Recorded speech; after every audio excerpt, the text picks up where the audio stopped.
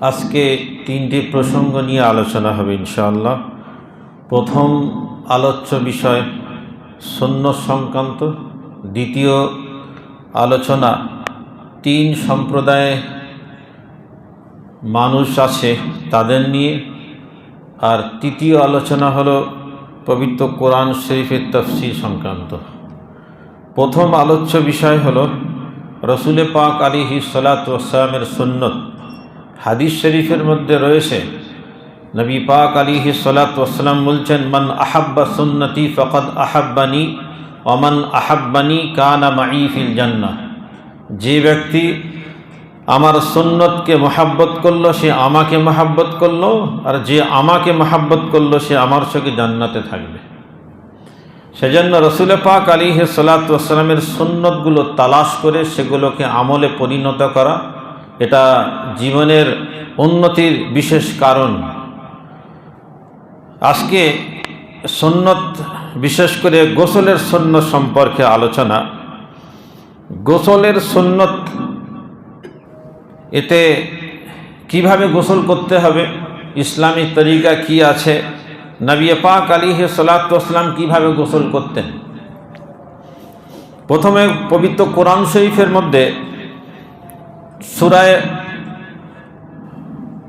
মায়েদার 6 আয়াতের মধ্যে আল্লাহ পাক বলছেন যে ওয়া ইন কুনতুম জুনুবান ফাত্তাহহারু, অর্থাৎ যদি তোমরা জানাবাত অবস্থায় থাকো তবে নিজেদের দেহ গোসলের মাধ্যমে ভালোভাবে যেন পবিত্র করে নেবে।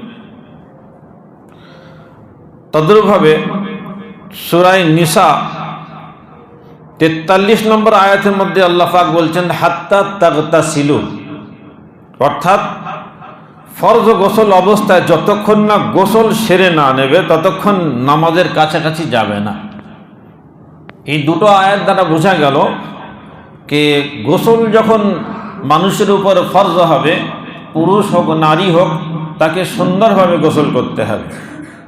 সে সুন্দরভাবে গোসল, কিভাবে গোসল করলে সুন্দরভাবে গোসল হবে, সেটা হলো রসুল পাক আলাইহিস সালাতু ওয়াস সালাম যেভাবে তিনি গোসল করেছেন তার সুন্নতকে খেয়াল রেখে সেইভাবেই যদি গোসল করা যায় তাহলে ও গোসলটা সুন্দর হয়ে যাবে, ও গোসলটা সুন্দর গোসল হবে।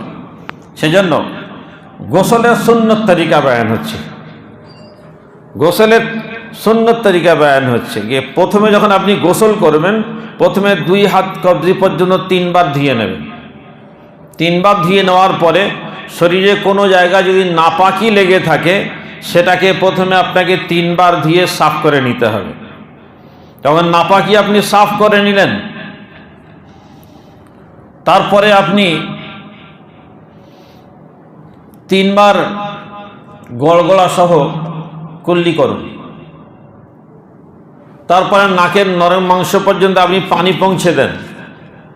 যখন আপনি 3 বার পানি পৌঁছে দিলেন, তারপরে আপনি ছোট ইস্তিনজা, বড় ইস্তিনজা আছে, সেখানে যদি কোনো নাপাকি লেগে থাকে তাহলে সেটাকে ভালো করে ধুয়ে নেন। এই ধুয়ে নেওয়ার পরে এবার আপনি যেভাবে ওযু করতে হয় নামাজে, ঠিক ওইভাবে আপনি ওযু করুন।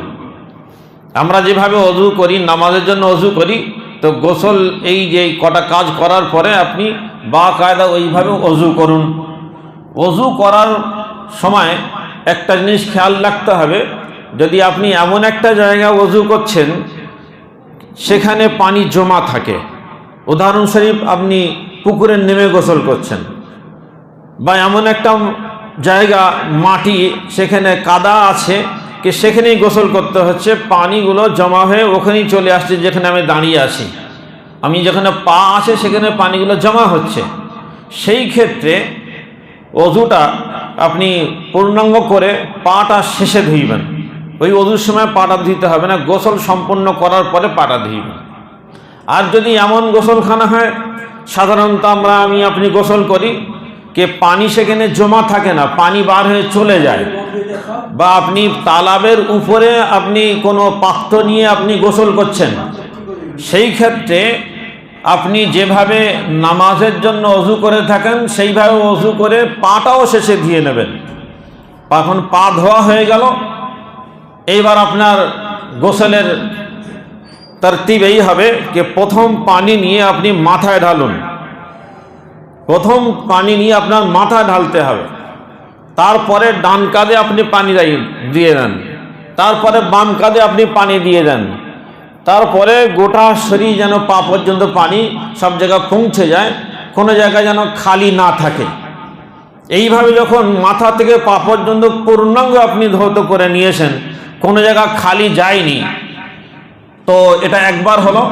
এইরকম আরও একবার করুন, দুবার হলো, আরও একবার করুন, তিনবার হলো, আপনার গোসল পূর্ণ হয়ে গেল। তবে এই গোসল করার সময় খেয়াল রাখতে হবে, নাভ আছে, নাভ যদি ফরজ গোসল হয়ে থাকে, এই নাভির মধ্যে যেন পানি পৌঁছে যায়। যদি নাভির মধ্যে পানি না পৌঁছায় তাহলে ফরজ গোসল শুদ্ধ হবে না। তদ্রূপভাবে যদি আপনার পরনে আঙ্গুঠি থাকে, আংটি থাকে, আর যারা টাইট থাকে আঙ্গুঠি, ওতে যদি হরকত না দিয়ে পানি না যায়, তো সেক্ষেত্রে কিন্তু আপনার গোসল, ফরজ গোসল আদায় হবে না।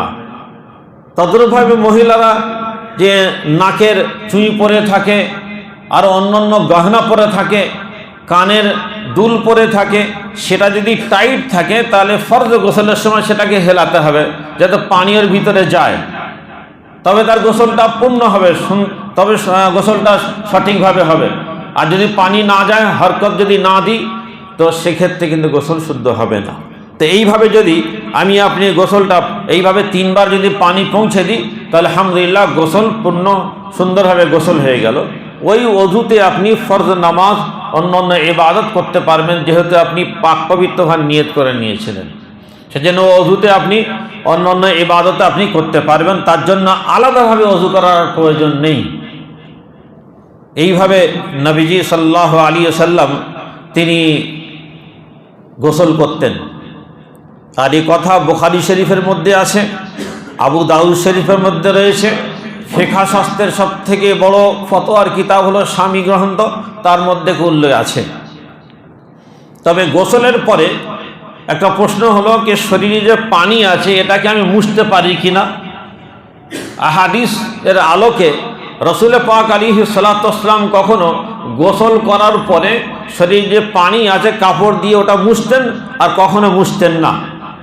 অতএব দুটোর উপরে আমল করা যাবে। যদি আপনি মোছেন তো সেও সুন্নতের উপর আমল হয়ে যাবে, যদি আপনি না মোছেন, আল্লাহ রসুল মোছেন আমি মুছছি না, তো এও সুন্নতের একটা আমল হয়ে যাবে।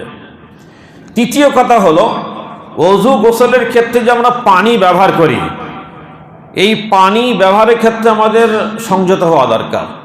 পানি আল্লাহ পাকের বড় নিয়ামত, সেজন্য গোসলের জন্য কতটা পানির প্রয়োজন, ওযুর জন্য কতটা পানি প্রয়োজন, সেটা আমাকে আপনাকে খেয়াল করে আর যতটা পরিমাণে ওযু সম্ভব, গোসল করে নেওয়া সম্ভব, তো সেদিকে আপনাকে খেয়াল করে গোসল অল্প পানি সেটাকে পূর্ণ করা দরকার। তিরমিজি শরীফের হাদিস রয়েছে, একজন সাহাবী হযরত সফিনা তিনি বলছেন যে রাসূল পাক আলাইহিস সালাতু ওয়াস সালাম 100 পানি দিয়ে ফরজ গোসল করতেন, 100। আর আরবিতে 100 যেটা আমাদের ইংরেজিতে হয় 3 লিটার 150 মিলিলিটার, এত অল্প পানি দিয়ে রাসূল পাক আলাইহিস সালাতু ফরজ গোসল আদায় করতেন। তবে অন্য এক রিওয়ায়াতে পাওয়া যায় যে আল্লাহর নবী আলাইহিস সালাতু কখনো ফারাক একটা মানে পাত্র পায়মাইশ, যার মধ্যে প্রায় 9 লিটার 45 মিলিলিটার পানি তাতে থাকে, এতটা পানি দিয়ে রাসূল পাক আলাইহিস সালাম ফরজ গোসল করতেন। তাহলে আমাকে আপনাকে সংযত হতে হবে যে পানি আল্লাহ পাকের নিয়ামত, যদি আমার মিলকিয়াতে আছে কিন্তু এর আসল মালিক হল আল্লাহ, সে জিনিসটা সেটাকে অযথা ব্যবহার করা যাবে না, ইসরাফ করা যাবে না, এটা নিষেধ আছে।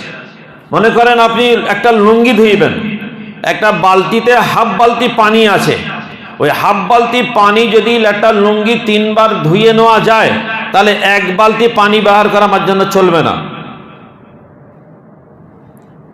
যদি আপনি 1 লোটা পানি পূর্ণ নয়, হাফ লোটা পানিতে আপনার ওযু ভালোভাবে হয়ে যায়, তাহলে আপনাকে 1 লোটার পানি আপনার ব্যবহার করা চলবে না।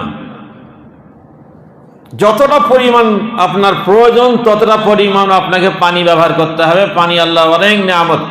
সেজন্য অনেক সময় আমরা অজু করছি, অজু করতে করতে আর যেহেতু ট্যাপ লাগানো আছে, তো মাথা মোছা করার সময় ট্যাপ খুলে পানি পড়তেই আসে, মাথা মোছা করছে, এই যে পানিটা নষ্ট হচ্ছে, তো এও তো ইসরাফ হয়ে যাচ্ছে। এই জন্য ভাবতে হবে আল্লাহ পাকের নিয়ামত, এগুলো যেন ক্ষতি না হয় আর সেটা অপচয় না হয়। তাহলে আমরা বুঝলাম রসুল পাক আলাইহিস সালাতু ওয়াস সালাম সব থেকে কম 3 লিটার 150 মিলিলিটারে তিনি গোসল করেছেন, আর সব থেকে বেশি 9 লিটার 450 মিলিলিটারে তিনি গোসল সেরেছেন। আল্লাহ সুবহানাহু ওয়া তাআলা আমাদেরকে সেইভাবে পানিকে সংযতর সঙ্গে ব্যবহার করার তৌফিক নসিব করুন। আর গোসল যে আমরা প্রতিদিন করছি, তো সেটা যেন আল্লাহ রসুলের সুন্নত মোতাবেক করতে পারি, আল্লাহ পাক তৌফিক দিই।